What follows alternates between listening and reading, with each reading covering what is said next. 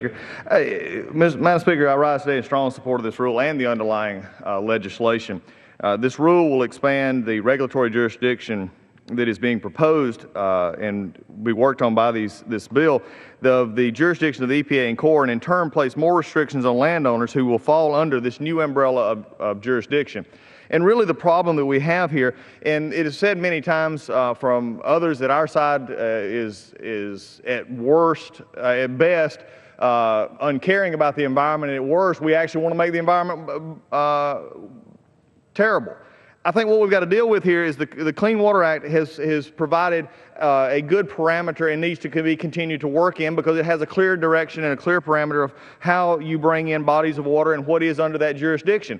And I think what has happened here, and what is a concern that I've heard from my constituents, especially in North Georgia, and really all over the country as I've traveled in the past few weeks talking in different parts of the country about what is the actual role in dealing with this waters of the USA, and what are we taking jurisdiction from? And this is not just an agricultural issue, Madam Speaker, this is also an internal issue for the rural and the urban areas, because what is being talked about here is taking under consideration navigable waterways that have never been thought of anymore in my part of the world many times as a dry ditch.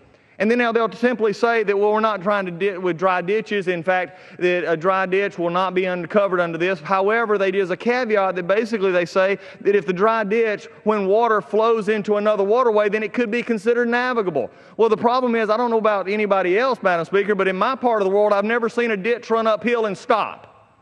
A ditch is running to somewhere. And this is simply a land grab that takes land away from owners who could use this land in very productive and very carefully thought out ways through their own localities and their own states, and actually takes it away. This is nothing more, frankly, than a land grab that is based on a desire to put other things, that political agendas ahead of property owners. And that is why I support the rule, and I'll support the underlying bill dealing with the Waters of the USA Act.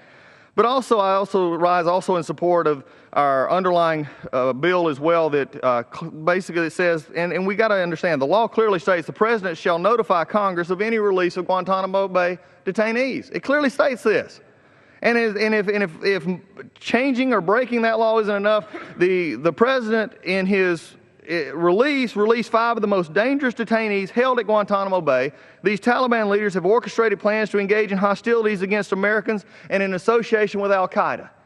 By his own admission, there is absolutely the possibility that these detainees would return to the fight. As someone who has been in that fight over the past 10 years and has been over there, they do not need any help. They do not need their poster heroes coming back to them and giving them support, even though they've been off the battlefield. This was wrong.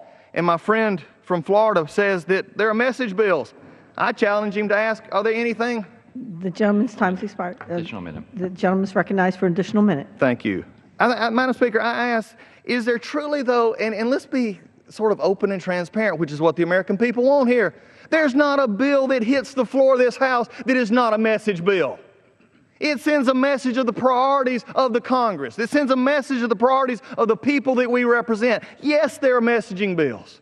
There are messaging bills for Florida. There are messaging bills for Georgia. There are messaging bills for the American people. I believe messages matter. And what happened in this instance is the message was loud and clear from our administrative offices. The executive office was saying, I don't care what the law says. I'm going to do it anyway. That's a bad message, Mr. President, and we need to stop it. And with that, Madam Speaker, I yield back.